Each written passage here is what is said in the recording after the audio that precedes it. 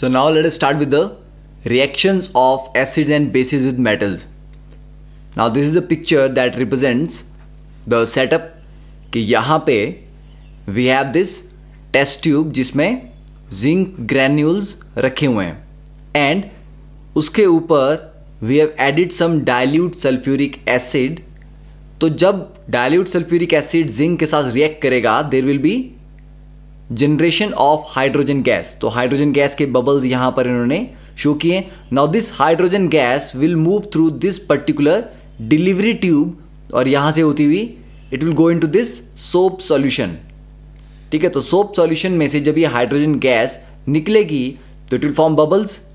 तो bubbles जब ये बाहर राइज करेंगे, क्योंकि soap solution से जब आप उसको ब्लो करते हो, ठीक है, कभी आपने देखा होगा कि soap solution को अगर आप ब्लो करो it forms soap bubble filled with air. पर यहाँ पर क्योंकि हाइड्रोजन गैस यहाँ से आ रही है तो these soap bubbles are filled with hydrogen. और फाइनली उसके साथ अगर आप किसी कैंडल को टच करते हैं, ठीक है, जलती हुई कैंडल, देन जो सोप बबल है ये एक पॉप साउंड करके छोटा सा एक्सप्लोड करेगा. ठीक है, नॉट इवन एक्सप्लोडिंग, मतलब इट विल जस्ट बर्स्ट. तो this burning of hydrogen gas due to this candle gives a pop sound. तो इतनी ज़्यादा इंट्रिकेसीज में आपने नहीं जाना है, आपको सिर्फ ये पता होना चाहिए कि एग्जैक्टली रिएक्शन क्या होता है, कि जब एसिड को आप मेटल के साथ ट्रीट करोगे तो होगा क्या और आपको लिखना क्या है वहाँ पे. ठीक है, तो स्टार्टिंग में एग्जांपल देखते हैं अब कि एसिड का मेटल के साथ रिएक्शन क्या होता है. तो एसिड प्लस मेटल रिएक्ट करके we get salt plus hydrogen gas. For example जैसे यहाँ पर जिंक ग्रैन्यूल्स के साथ जिंक ग्रैन्यूल्स के साथ H2SO4 डाला गया है, तो zinc solid plus H2SO4 aqueous solution है. ठीक है, तो ये जिंक सल्फेट के साथ कंबाइन कर जाएगा और H2 गैस निकल जाएगी, तो ये जिंक कंबाइन कर जाएगा SO4 के साथ, तो that will form zinc sulphate plus H2 gas, और H2 गैस रिलीज होगी in the form of bubbles. Another example is हम मैग्नीशियम मेटल ले सकते हैं, तो magnesium solid plus 2HCl hydrochloric acid, तो ये बनाएगा MgCl2 प्लस H2 गैस, तो यहाँ पर भी H2 गैस रिलीज हो रही है. तो acid plus metal gives you salt plus hydrogen gas, तो ये हम रिएक्शन यहाँ पर याद कर सकते हैं. सेकेंड इज के बेसिस का मेटल के साथ क्या रिएक्शन होता है. ठीक है, तो अगर बेस का अगर हम रिएक्शन देखें तो वो भी कुछ ऐसा ही है कि बेस प्लस मेटल ये भी हमें देता है सॉल्ट प्लस हाइड्रोजन गैस. ठीक है, फॉर एग्जांपल तो कोई बेस ले लेते हैं जैसे कि NaOH है, तो सोडियम हाइड्रोक्साइड को हम जिंक के साथ ट्रीट करते हैं, तो यहाँ पर बैलेंस करने पे हमें 2 NaOH चाहिए होंगे. It will form Na2ZnO2 plus H2. अब ऑब्वियसली यहाँ पर ये जो प्रोडक्ट बना Na2ZnO2 ये प्रिडिक्ट करना आपके लिए इतना ईजी नहीं है, क्योंकि एसिड वाले केसेस में तो ये रिएक्शन प्रिडिक्ट करना कि जिंक को इसके साथ मिक्स कर दिया, Mg को Cl के साथ लगा दिया, तो यहाँ पर प्रिडिक्ट करना ईजी है कि क्या बनेगा. पर बेस का जो रिएक्शन है उसके जो प्रोडक्ट बनते हैं ये स्पेसिफिक प्रोडक्ट्स हैं, थोड़े डिफरेंट होते हैं. एक्सपेक्टेड आप इनका फॉर्मूला नहीं प्रिडिक्ट कर सकते, तो आपको ये प्रैक्टिस करके याद करने हैं. सो Na2ZnO2 is called sodium zincate. ठीक है, तो आपको याद करना है इसका कि इनके नाम क्या हैं. तो this is called sodium zincate. And another example we can have कि 2NaOH, और अब इसको हम ट्रीट करते हैं एल्यूमिनियम के साथ, तो 2 aluminium plus 2 water gives you 2NaAlO2 plus 2H2 gas. तो जैसे ये सोडियम जिंकेट था, एल्यूमिनियम के साथ रिएक्शन होगा, that will be called sodium aluminate. ठीक है, तो you have to memorise these names और ये formulas, because next year 11th class में you will be using sodium zincate का रिएक्शन है, एल्यूमिनेट का रिएक्शन है, तो ये आप काफ़ी डिटेल में पढ़ेंगे. तो अगर आप अभी थोड़ी सी प्रैक्टिस कर लोगे it will still stay in your minds. अब नेक्स्ट बात करते हैं कि reaction of metal carbonates and bicarbonates with acids. ठीक है, तो पहले कार्बोनेट का देखते हैं कि देखिए इस पर्टिकुलर टेस्ट ट्यूब में यहाँ पे एक्टिविटी क्या की है, we have this test tube जिसमें सोडियम कार्बोनेट को रखा गया। तो सोडियम कार्बोनेट के साथ डाइल्यूट HCl हाइड्रोक्लोरिक एसिड रखा है जिसमें कार्बन डाइऑक्साइड गैस यहाँ पे प्रोड्यूस होगी।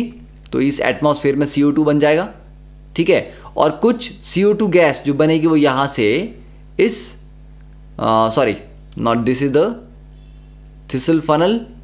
तो यहाँ से जो CO2 गैस बन रही है ये इस डिलीवरी ट्यूब के थ्रू होती हुई यहाँ जा रही है। यहाँ पर हमने रखा है कैल्शियम हाइड्रोक्साइड का solution, that is CaOH twice. तो कैल्शियम हाइड्रोक्साइड के सॉल्यूशन में जब कार्बन डाइऑक्साइड गैस जाती है तो this solution becomes milky in colour, ठीक है, इट टर्न्स मिल्की।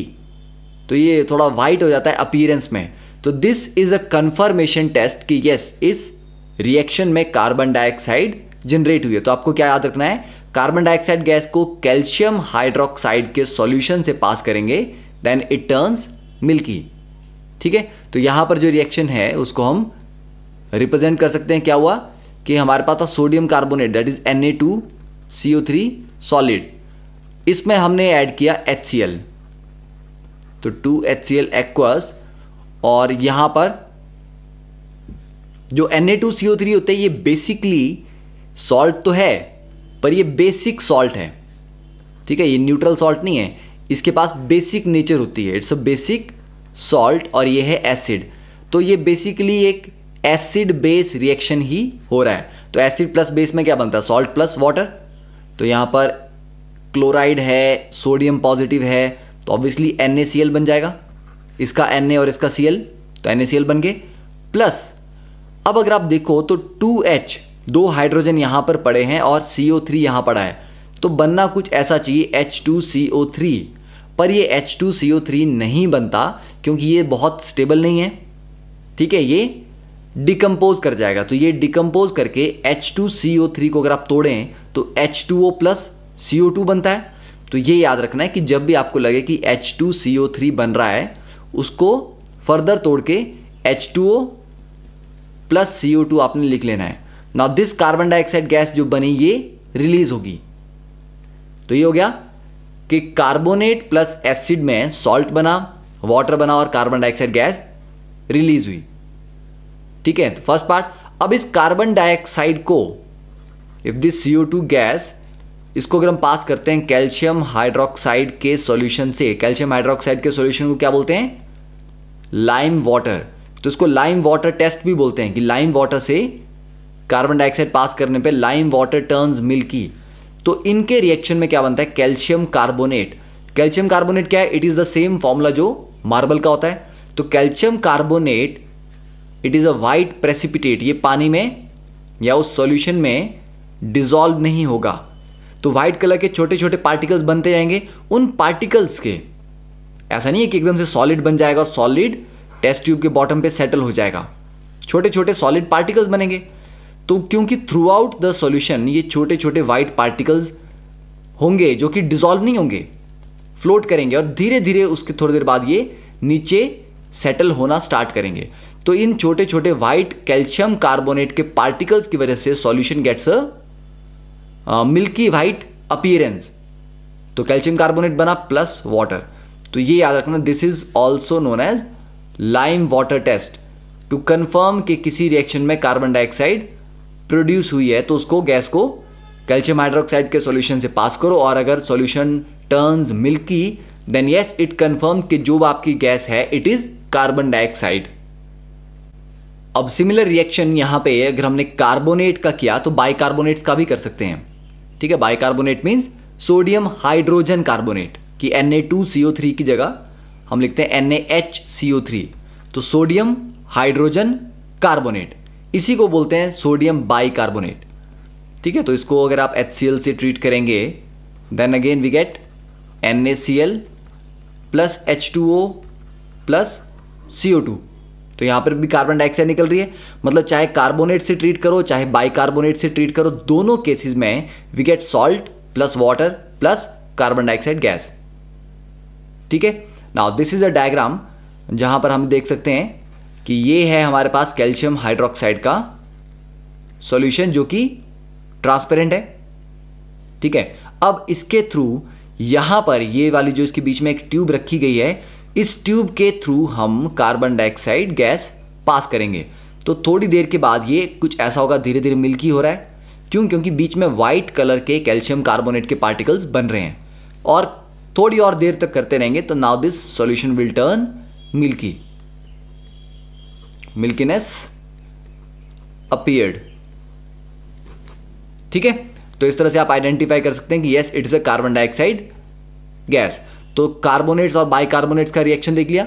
अब नेक्स्ट एक इंटरेस्टिंग फैक्ट ये है कि अगर आप बहुत देर तक कार्बन डाइऑक्साइड इसके थ्रू पास करते रहेंगे, ठीक है, देन ऑन पासिंग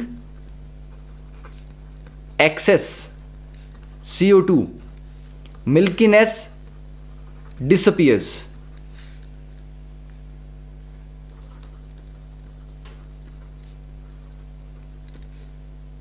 ठीक है, तो मिल्कीनेस डिसअपियर्स। क्यों होता है ऐसा? क्योंकि जो कैल्शियम कार्बोनेट बना था जिसकी वजह से मिल्कीनेस आ रही थी, उससे फर्दर आप काफी देर तक CO2 पास करते रहे तो ये वापस बना देता है कैल्शियम बाइकार्बोनेट CaHCO3 ट्वाइस, जो कि सॉल्युबल है। सॉल्युबल है तो ऑब्वियसली बात है उसका व्हाइट कलर ऐसा कुछ नहीं रह जाएगा। तो this is soluble in water, जबकि कैल्शियम कार्बोनेट क्या था? इनसॉल्युबल था और it was a white colour precipitate. तो ये इनसॉल्युबल चीज जब सॉल्युबल में कन्वर्ट हो जाएगी तो मिल्कीनेस डिसअपियर कर जाएगी, ठीक है। तो I think that part is clear कि किस तरह से एसिड के साथ कार्बोनेट्स या बाइकार्बोनेट्स रिएक्ट करते हैं।